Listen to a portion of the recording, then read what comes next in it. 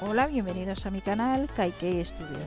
El objetivo de este canal es ofrecer información sobre mis clases online a través de una serie de vídeos prácticos dedicados a diferentes temas dentro de las asignaturas que yo imparto.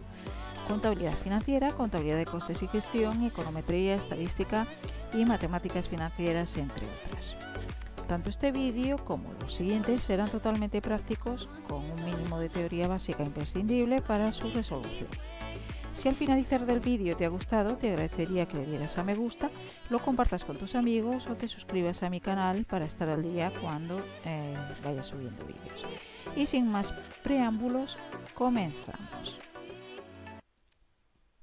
El tema que vamos a ver en este vídeo es el tema de costes estándar, que se engloba dentro de dos asignaturas, o bien en contabilidad de gestión o bien en contabilidad de costes.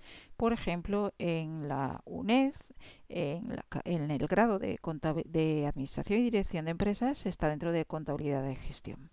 En la universidad presencial o en algunas de ellas, este tema se engloba en la asignatura contabilidad de costes. Bien, para desarrollar el tema vamos a resolver un ejercicio que está extraído de un libro que se llama Contabilidad de costes y contabilidad de gestión. Forma parte de la bibliografía básica de la asignatura Contabilidad de Gestión de ADE de la UNED. Los autores son Ángel Sáez Torrecilla, Antonio Fernández Fernández, Gerardo Gutiérrez Díaz, es la segunda edición, volumen 2, y la editorial McGraw-Hill. Bien, antes de desarrollar el tema o de leer el enunciado que está contenido en estos dos cuadros, vamos a ver tres conceptos que son imprescindibles para entender este tema. Este tema se titula costes estándar, entonces tenemos que saber qué es un coste estándar. ¿Y qué es un coste estándar? Pues es un coste preestablecido. Se calcula antes de comenzar las operaciones de producción y venta. Es un coste presupuestado. En contraposición con el coste estándar tenemos el coste histórico, que es el coste en el que se incurre a lo largo del tiempo en un proceso de fabricación. Con algunos matices sería pues nuestro coste real. Bien. Normalmente el coste estándar pues no va a coincidir con el coste real y eso va a generar unas diferencias que le vamos a llamar desviaciones. Y se trata en este tema pues de calcular dichas desviaciones. ¿Pero desviaciones en qué? Para eso tenemos que saber cuáles son los elementos de coste. Tenemos tres elementos de coste: el consumo de materias primas, la mano de obra directa y los costes indirectos de fabricación. Estos tres elementos conforman lo que se llama el coste industrial de un producto. Y es de lo que vamos a calcular las desviaciones. Bien, antes de nada vamos a leer un poco el enunciado para saber qué información tenemos y cómo se interpreta. Entonces tenemos en el apartado 1, nos dice que es un presupuesto para un periodo de tiempo determinado. Y en el segundo apartado nos dice que es una información registrada referente a los costes históricos. Bien, tenemos una producción prevista, presupuestada para la empresa en su conjunto, de 1000 unidades, sin embargo, una producción obtenida o real de 800 unidades. Ya vemos una diferencia en la producción presupuestada y la producción real. Bien, vamos a los elementos de coste. Tenemos elementos de coste presupuestados y elementos de coste reales. Materias primas, mano de obra y costes indirectos de fabricación que se desglosan en cargas fijas y cargas variables. En materias primas tenemos 500.000 unidades a 6 euros unidad, por un total de 3 millones de euros. Es decir, que para producir 1000 unidades necesitamos 500.000 unidades de materias primas. En este caso, para producir 800 unidades necesitamos 440. Precio 6 euros, presupuestado, precio real 5 euros. Coste total 3 millones de euros en materias primas, 2.200.000, coste real en materias primas. Mano de obra directa, exactamente lo mismo, lo que pasa es que ahora en vez de unidades de materias primas, pues obviamente tenemos 25.000 horas a 40 euros la hora. 25.000 horas de nuestros operarios en mano de obra directa, por un coste total de 1 millón de euros. Mano de obra real, 21.000 horas a 45 euros la hora, pues serían 945.000 euros. Después tenemos producción prevista del centro, 20.000 horas máquina. Bien, ¿qué es eso del centro? Bien, forma parte de temas que se ven antes del coste estándar, ¿vale? Que no vamos a entrar en detalle en ello, pero sí decir que en una empresa las actividades que realiza pues se pueden clasificar en centros. Así podemos tener el centro de compras, el centro de producción o fabricación, el centro de ensamblaje, etcétera, etcétera. Todo depende del esquema técnico que siga la empresa. En este caso no nos especifica ningún centro en concreto, pero tampoco es necesario para poder hacer los cálculos que tenemos que hacer. Entonces, producción prevista del centro, 20.000 horas máquina. ¿Eso qué quiere decir? Pues que para producir 1.000 unidades tenemos que emplear 20.000 horas máquina. En el caso de la producción real, pues serían 18.000 horas máquina. Bien, después tenemos las cargas fijas y cargas variables. Cargas fijas son cargas que no varían al variar la producción, y cargas variables son cargas que varían al variar la producción. Cargas fijas 1.600.000, cargas fijas presupuestadas, y cargas variables 20.000 horas máquina a 20 euros la hora. Bien, respecto a los costes indirectos reales, tenemos cargas fijas de 1.800.000, cargas variables 360.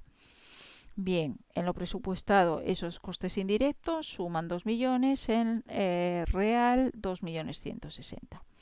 Bien, tenemos los tres elementos de coste ya valorados, con lo cual si los sumamos tenemos un coste presupuestado total del centro de 6 millones y en el caso real un coste real total del centro de 5.305.000. Bien, vemos que hay muchas diferencias de precios, de cantidades, y entonces vamos a ver cómo vamos a calcular las desviaciones de los diferentes elementos de coste. Primero vamos a ver las desviaciones en materia prima. Para ver las desviaciones en materia prima vamos a tener que calcular una serie de parámetros que vamos a definir ahora mismo. QS, QR, PS y PR. QS es la cantidad estándar ajustada a la producción real. ¿Qué pasa aquí? Que estamos mezclando, o parece que estamos mezclando. Cantidad estándar es una cantidad presupuestada, pero la vamos a ajustar a la producción real. Es una cosa un poco rara que vamos a ver ahora. Para ello, primero vamos a calcular lo que se llama el rendimiento unitario previsto. ¿Qué es el rendimiento unitario previsto? Pues vamos a coger las 500.000 unidades de materia prima que necesitamos para producir 1.000 unidades, y lo que queremos es calcular cuántas unidades de materia prima vamos a necesitar para producir una unidad. Entonces, ¿qué hacemos? Pues dividimos 500.000 entre 1.000. Nos daría 500 unidades de materia prima que necesitamos para producir una unidad de producto. Este es el rendimiento de estas materias primas. Es decir, que con 500 unidades es suficiente, es el rendimiento para producir una unidad de producto. Si estas 500 unidades las multiplicamos por la producción real, 800 unidades, vamos a obtener 400.000 unidades de materia prima. Bien, ¿qué pasa aquí? 400.000 unidades de materia prima. No las tenemos ni aquí ni aquí. Tenemos 500.000 unidades presupuestadas de materia prima y 440.000 unidades de materia prima real. Y ahora aquí tenemos 400.000 unidades de materia prima. ¿Qué son estas 400.000 unidades de materia prima? Pues son las unidades de materia prima que se hubieran presupuestado si la producción prevista hubiera sido la realizada. Es decir, si en vez de 1.000 unidades aquí tuviéramos 800 unidades, las materias primas, el número de unidades de materias primas presupuestadas en vez de 500.000 serían 400.000. Eso es lo que llamamos cantidad estándar ajustada a la producción real. Bien, una vez que tenemos QS, pues podemos calcular QR, que es la cantidad real de materias primas para la producción real. Obviamente son 440.000 unidades. Pero nos interesa también calcular el rendimiento unitario real, lo mismo que hicimos con el rendimiento unitario previsto. Es decir, dividimos el número de unidades de materias primas entre la producción real y nos va a dar en este caso 550 unidades de materias primas que yo necesito para producir una unidad de producto. Obviamente si multiplicamos esta cantidad de unidades por las 800 unidades de producto que hemos producido, pues nos da las 440 unidades de materia prima. Bien, ¿por qué lo hemos calculado? Pues porque a la hora de interpretar las desviaciones en materia prima interesa tener los dos rendimientos, el rendimiento previsto y el rendimiento real. Eso lo veremos después una vez que calculemos las desviaciones. ¿Qué más parámetros tenemos que calcular? Pues PS y PR. ¿Qué es PS? El precio unitario estándar de las materias primas, es decir, el precio presupuestado para las materias primas, que es 6 euros. No es que tengamos que calcularlo porque en este caso nos lo da el ejercicio. El precio unitario real de las materias primas, PR, pues sería en este caso 5 euros unidad. Bien, con esto podemos calcular ya las desviaciones en materia prima.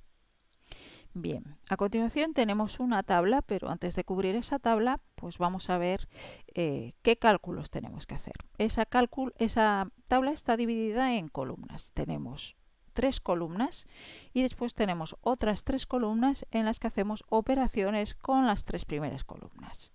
Bien, primera columna, QS por PS, es decir, cantidad ajustada a la producción real, cantidad estándar ajustada a la producción real por precio estándar. Dijimos que la cantidad ajustada a la producción real son 400.000 unidades por 6 euros unidad. Lo tenemos aquí, 6 euros unidad y 400 que lo calculamos aquí, 400.000 unidades de materias primas. Eso nos daría 2.400.000 euros. Bien, después en la segunda columna vamos a calcular QR por PS. Bien, ¿qué diferencia hay respecto a la primera columna? Que lo único que variamos es la cantidad. En vez de coger la cantidad estándar, vamos a coger la cantidad real. QR por PS pues serían 440.000 unidades a 6 euros unidad, 2.640.000. Y por último, en la tercera columna vamos a coger QR por PR, cantidad real por precio real. Es decir, 440.000 unidades por 5 euros unidad, que nos darían 2.200.000 euros. Bien, la diferencia entre QS por PS menos QR por PR va a ser lo que vamos a llamar desviación global. Es decir, esto es lo presupuestado y esto es lo real. La diferencia que surge es la desviación global. A su vez, la desviación global la vamos a dividir en dos. La desviación técnica o en cantidad y la desviación económica o en precio. Bien, ¿qué es la desviación técnica? Pues es la diferencia entre la columna 1 y la 2. ¿Qué diferencia hay entre la columna 1 y la columna 2? Hemos dicho que la diferencia que hay es que mantenemos el precio estándar y cogemos la cantidad estándar y la cantidad real. Por eso se llama desviación técnica o en cantidades. Esta desviación la genera esta diferencia en cantidades, que en este caso es negativa. Negativa implica que la desviación en cantidad, o digo, lo presupuestado en cantidades es menor que lo real en cantidades. Y la desviación económica o desviación en precio sería la diferencia entre 2 menos 3. Y como hemos dicho, ¿qué diferencia hay entre la columna 2 y la columna 3? Pues lo que ha cambiado se ha mantenido la cantidad real y lo que ha cambiado es el precio, del precio estándar a precio real. El precio estándar era de 6 euros unidad y el precio real era de 5 euros unidad. Como el precio estándar es mayor que el precio real, esto ha generado una desviación económica positiva. La suma de la desviación técnica y la desviación económica nos va a dar la desviación global. Bien, hasta aquí ya hemos calculado las desviaciones en materia prima. ¿Qué conclusiones podemos sacar de estas desviaciones?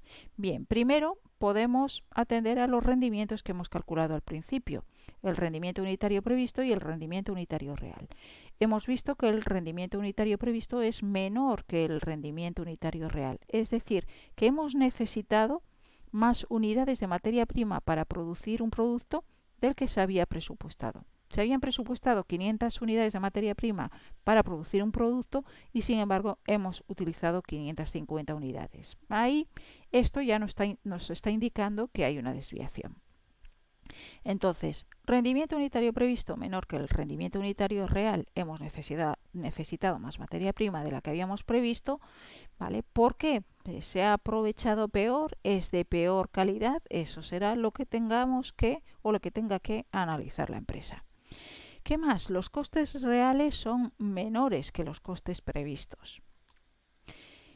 ¿Eso qué implica? Pues que se ha comprado más barato. Es decir, si los costes reales son menores que los costes previstos, se ha comprado más barato. ¿Y por qué se ha comprado más barato? A lo mejor es que se ha comprado más barato porque se está utilizando una materia prima de peor calidad, y esa materia prima de peor calidad a su vez también ha originado que se haya aprovechado peor. Es decir, que estas dos conclusiones están entrelazadas.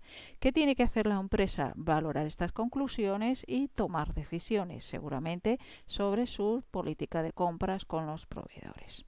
Bien, una vez que tenemos las desviaciones en materia prima, vamos a pasar a las desviaciones del siguiente elemento de coste, que serían las desviaciones en mano de obra. Las desviaciones en mano de obra son exactamente iguales que las desviaciones en materia prima. En vez de unidades de materia prima vamos a tener horas de mano de obra, y en lugar de precio de la materia prima por unidad, pues vamos a tener el sueldo por hora en este caso. Bien, ¿qué nos van a cambiar? Los nombres de los parámetros a calcular o los conceptos, pero son exactamente lo mismo. En vez de QS que teníamos en las materias primas, ahora tenemos HS, que son las horas estándar ajustadas a la producción real. En vez de QR, pues tenemos HR, que son las horas realmente trabajadas.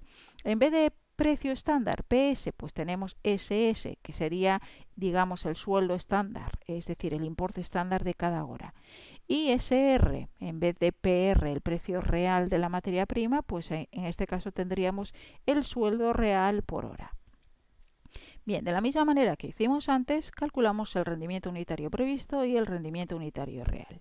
El rendimiento unitario previsto, pues sería el total de horas que tenemos de mano de obra, que serían 25.000 horas presupuestadas, y las dividimos entre las 1.000 unidades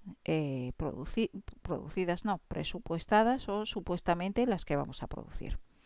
Bien, si dividimos las 25.000 horas entre las 1.000 unidades presupuestadas, lo que obtenemos son 25 horas unidad.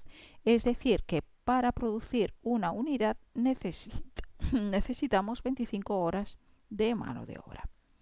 Si multiplicamos estas 25 horas de mano de obra por la producción real, 800 unidades, nos daría 20.000 horas. ¿Qué son estas 20.000 horas? Son las 20.000 horas que se hubieran presupuestado si la producción prevista hubiera sido la real. Es decir, si aquí hubiéramos tenido 800 unidades, la mano de obra presupuestada en vez de 25.000 serían 20.000 horas. Bien, obviamente también podemos calcular el rendimiento unitario real, que sería lo mismo, pero cogiendo los datos reales. 21.000 horas dividido entre la producción real nos da 26,25 horas unidad. Ya vemos aquí, como en el caso anterior, que el rendimiento unitario previsto es menor que el rendimiento unitario real. Es decir, nos han rendido más las horas reales que las previstas, ¿vale? Eso va a generar una desviación, y estos rendimientos nos van a servir para interpretar esa desviación en mano de obra. Bien, como en el caso de las materias primas, tenemos el cuadro. Lo único que cambia son los nombres, porque las columnas van a ser exactamente iguales. Bien, tenemos HS por S, que serían 20.000 horas por 40 euros hora, 800.000. HR por SS, lo único que cambiamos aquí es la cantidad, manteniendo el precio por hora de los precios por hora o el sueldo por hora. Bien, HR por SS serían 21.000 euros por 40 euros la hora, que serían 840.000 euros. Y después tenemos HR por SR, horas reales por su precio hora real, que serían 21.000 euros por 45 euros la hora, 945.000. Tenemos desviación global desglosada en desviación técnica y desviación económica. En este caso tenemos las tres desviaciones negativas. Bien, ¿qué implica esto? Pues aquí, para empezar, tenemos que las horas o la mano de obra presupuestada es más pequeña que la mano de obra, o el importe de la mano de obra presupuestada es menor que el importe de la mano de obra real, 800.000 euros en el caso de lo presupuestado, 945.000 en el caso de lo real. Si lo restamos, el 1 menos 3 nos daría la desviación global, que es negativa. Desglosándola, pues desglosándola tenemos exactamente lo mismo. La desviación técnica es desviación en cantidad. La presupuestada, ajustada a la producción real, es menor que la real, con lo cual la diferencia que se genera también es negativa. Y la económica, o desviación en precios, pues ya vemos que el precio estándar es 40 y el precio real del sueldo es 45, con lo cual esto también genera una desviación negativa. La suma de las dos desviaciones negativas nos daría la desviación global. ¿Qué conclusiones podemos extraer de esta información? Hemos visto que los rendimientos, el rendimiento unitario previsto es menor que el rendimiento unitario real. Hemos necesitado más horas de mano de obra de las que habíamos previsto, o bien se han aprovechado peor. Y los costes reales de mano de obra son mayores que los costes previstos. ¿Qué posible causa atiende a estas dos conclusiones? Pues que a lo mejor la contratación de mano de obra es de mano de obra no cualificada, con lo cual puede que la mano de obra se aproveche peor, con lo cual pues se necesitan más operarios y el coste real suba más del coste previsto. Es una causa posible, podría haber más causas, pero bueno, ponemos esta causa posible como ejemplo, y lo que tiene que hacer la empresa pues simplemente es valorar o revisar su política de contrataciones en su departamento de recursos humanos y tomar las decisiones oportunas. Bien, una vez que acabamos con la desviación en mano de obra, tenemos la desviación en costes indirectos de fabricación. Tenemos dos tipos o calculamos las desviaciones en costes indirectos de dos maneras, o mediante dos métodos, con el método eurocontinental y con el método anglosajón. Bien, la diferencia es poca, ¿vale? Pero cada uno de ellos incide en diferentes cosas. Empezamos con el método eurocontinental. Bien, lo mismo que en los casos anteriores, tenemos que calcular una serie de parámetros o conceptos. Tenemos US, es la producción u horas estándar ajustada a la producción real. UR, las horas realmente trabajadas. CS es el precio estándar total de la unidad de obra, tanto en cargas fijas como en variables. Y CR es el coste unitario completo real por hora. Bien, para calcular todo esto, ¿vale? Lo hacemos a través del ejemplo y vamos indicando qué es cada cosa. Bien, como en los casos anteriores, calculamos el rendimiento unitario previsto y el rendimiento unitario real. El rendimiento unitario previsto, pues en el rendimiento unitario previsto, ¿qué cogemos? Cogemos las 20.000 horas máquina y las dividimos entre la producción prevista. Eso nos daría 20 horas máquina por unidad. Bien, 20 horas máquina por unidad que necesitamos para la producción de un producto. Si estas 20 horas máquina las multiplicamos por las 800 unidades de producción real, tendríamos la producción u horas estándar ajustada a la producción real, que serían 16.000 horas máquina. Estas 16.000 horas máquina por unidad serían las que se hubieran presupuestado si la producción prevista fuera a la real. Es decir, es el razonamiento o el planteamiento que hacíamos en los dos casos anteriores. El rendimiento unitario real, hacemos lo mismo, pero con la producción obtenida en el centro real, que serían 18.000 horas máquina, que dividimos entre la producción real, nos daría 22,5 horas máquina por unidad. Es decir, que realmente por cada unidad producida necesitamos 22,5 horas máquina. Bien, ¿Qué más? En este caso, pues ya vemos, igual que en los casos anteriores, pero no tiene por qué ser así, pero en este caso coincide que el rendimiento unitario previsto es menor que el rendimiento unitario real. Bien, entonces tenemos ya US. Vale, después tenemos UR, que son las horas realmente trabajadas, pues serían las 18.000 horas máquina. Ahora tenemos CS, que es el precio estándar total de la unidad de obra, tanto en cargas fijas como en variables. ¿Qué es CS? CS es el precio estándar total de la unidad de obra, pero se desglosa en dos, el variable y el fijo.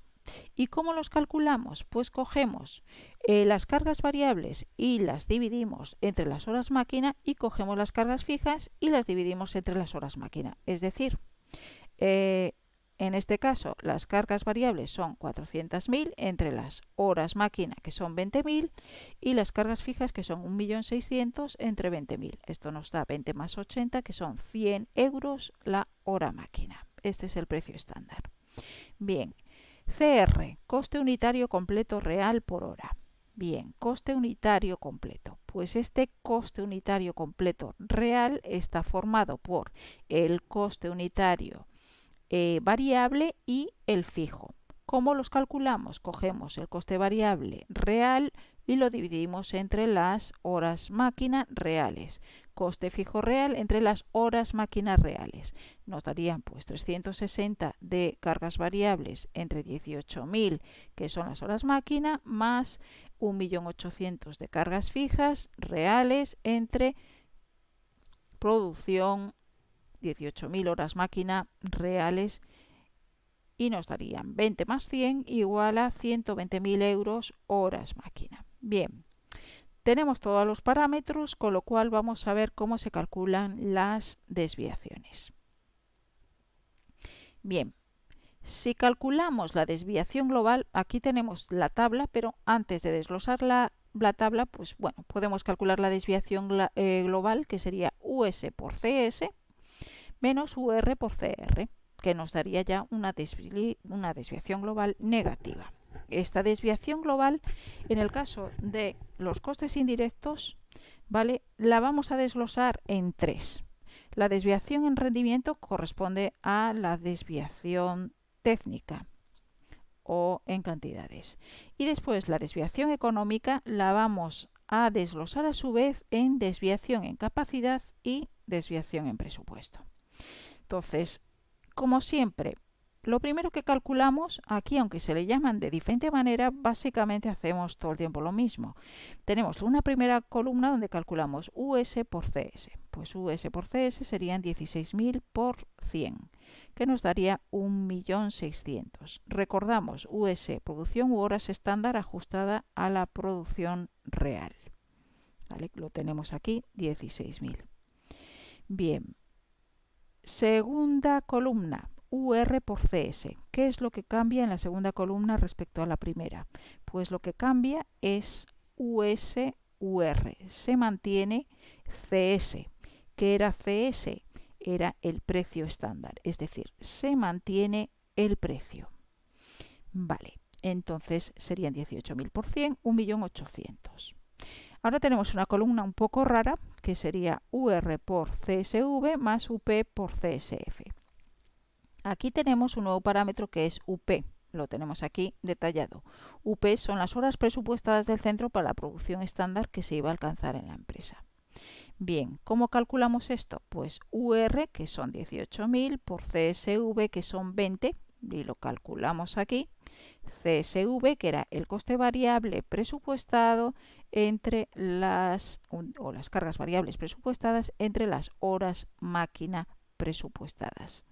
Eso nos dio 20. UP son las horas presupuestadas del centro. Horas presupuestadas del centro son 20.000 horas máquina. Y por 80, que era CSF. Esto nos daría 1.960.000. Y por último tenemos UR por CR. Pues son 18.000 por 120, 2.160.000. Bien, ¿con esto qué calculamos? Pues calculamos todas las desviaciones y siempre se hacen de la misma manera, es decir, la primera es 1 menos 2, la segunda es 2 menos 3, la tercera es 3 menos 4 y la última, que es la global, es 1 menos 4. Ahora, en este caso, pues tenemos, en vez de tener solo una desviación económica, tenemos, digamos, un desglose de la desviación económica que sí que tenemos que tratar de interpretar. En este caso, la desviación en capacidad. ¿Qué ocurre si UR es menor que UP?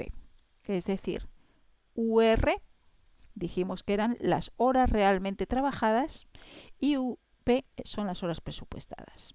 Entonces, si UR es menor que UP, no se han trabajado las horas necesarias para recuperar todos los costes fijos presupuestados, debido a que no se ha utilizado la capacidad conforme estaba presupuestada. Si UR es mayor que UP, se han trabajado más horas de las presupuestadas para recuperar los costes fijos o para absorber los costes fijos. Se ha aprovechado la capacidad más allá de lo que se ha presupuestado.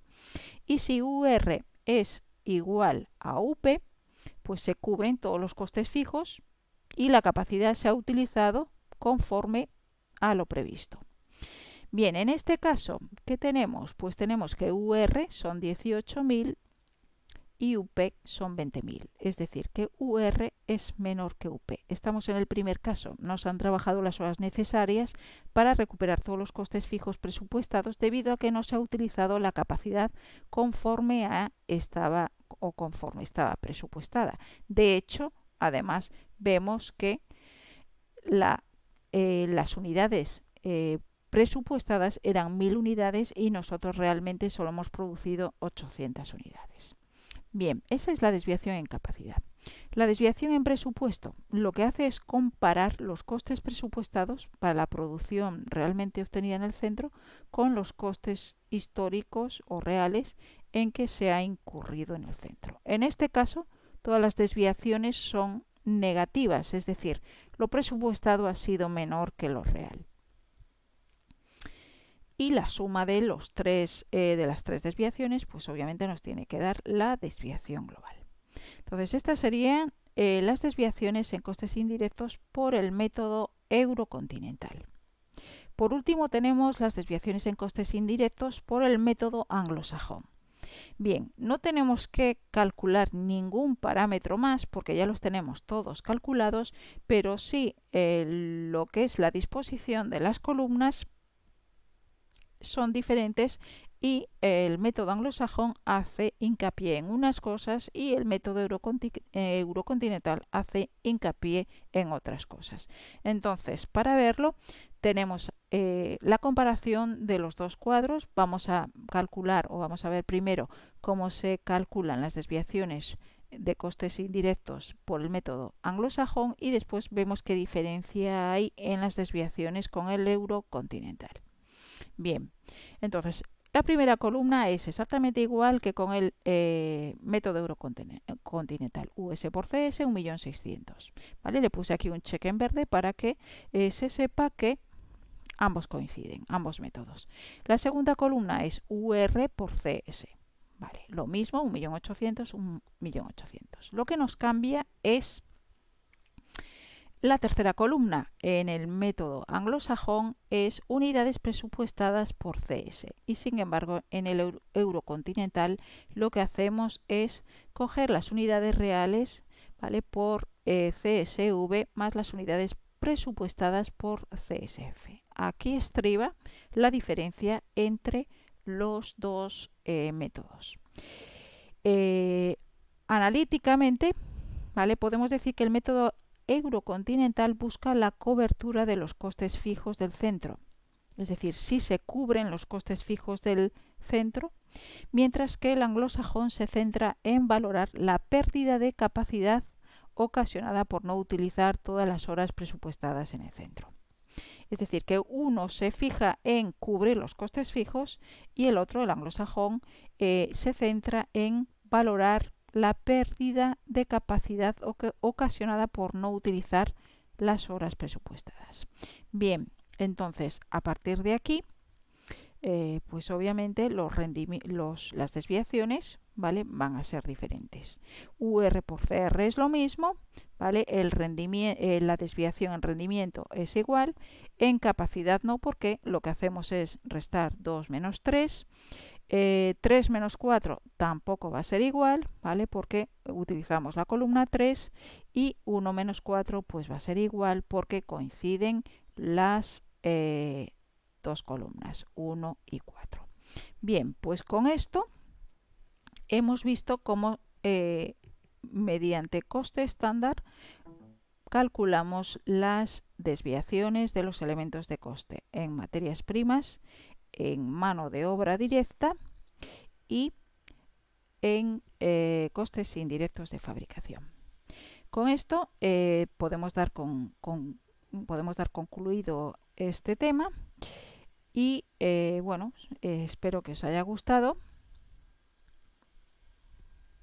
y os agradecería, o vuelvo a insistir, que si os ha gustado pues hagáis clic sobre me gusta, o bien compartáis con vuestros amigos o compañeros este vídeo, o os suscribáis al canal pues para seguir viendo mis vídeos. Muchas gracias y nos vemos en el siguiente vídeo.